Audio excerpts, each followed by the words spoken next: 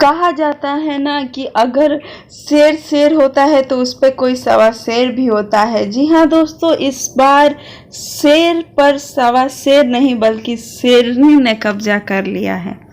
ऐसी बातें हम क्यों कह रहे हैं, आप भी सोच में पड़ जाएंगे कि आखिर ऐसा क्या हो गया है कि हम ऐसी बातें कह रहे हैं। तो वीडियो को अंत तक ज़रूर देखिएगा और आपसे एक अनुरोध है कि अगर हमारा वीडियो आपको अच्छा लगता हो तो वीडियो को लाइक कर दे और हमारे चैनल को भी सब्सक्राइब कर दे।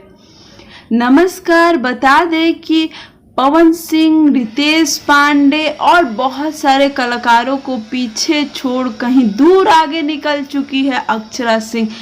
अक्षरा सिंह वह नाम बन चुकी हैं जो अकेले ही लड़ाई लड़कर जीत हासिल की और नंबर 1 पे है।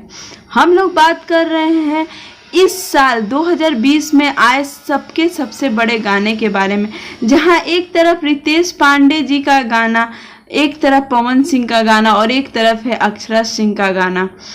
पवन सिंह जी का गाना आया मीठा मीठा बथे कमरिया, जो कि 81 मिलियन के आंकड़े को पार कर चुका है। वहीं दूसरी तरफ आया रितेश पांडे जी का गाना लॉकडाउन में लूडो और उस गाने ने 68 मिलियन के आंकड़े को पार कर दिया। लेकिन इन सब के बावजूद कोई सबसे आगे रहा तो वह थी अक्षरा सिंह। अक्षरा सिंह का गाना कॉल करे क्या, गाने ने तो ऐसा धमाल मचाया जो अक्षरा सिंह भी विश्वास नहीं कर सकती हैं।